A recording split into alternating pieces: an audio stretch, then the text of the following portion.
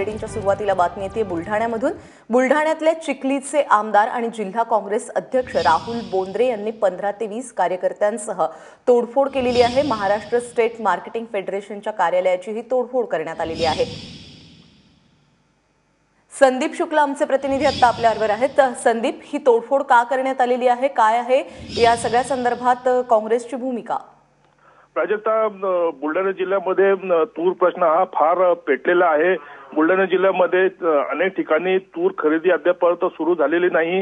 आज मार्केटिंग फेडरेशनच्या कार्यालयामध्ये चिखलीचे काँग्रेसचे आमदार आणि जिल्हा काँग्रेसचे अध्यक्ष राहुल बोंद्रे हे 15 ते 20 कार्यकर्त्यांसह दाखल झाले आणि त्यांनी मार्केटिंग फेडरेशनचे जे अधिकारी आहेत शिंगणे यांना तूर प्रश्नावर चर्चा करण्यासाठी बोलवलं आणि चर्चा तिथे होत असताना अचानक आमदार बोंद्रे आणि कार्यकर्ते आक्रमक झाले आणि तुमच्याकडून काही होऊ शकत नाही, आम्ही आमच्या पद्धतीने हा प्रश्न आता सोडवतो असं म्हणत काँग्रेसच्या कार्यकर्त्यांनी मार्केटिंग फेडरेशनच्या कार्यालयामध्ये जोरदार तोडफोड केली। खुर्च्यांची, काचाची आणि सर्व कार्यालयाची तोडफोड केली आणि तोडफोड होत असताना सर्व कर्मचारी व अधिकारी हे भयभीत होऊन कार्यालयाच्या बाहेर पळून गेले, अशी परिस्थिती आहे। प्राजक्ता, संदीप, धन्यवाद या सगळ्या माहितीबद्दल।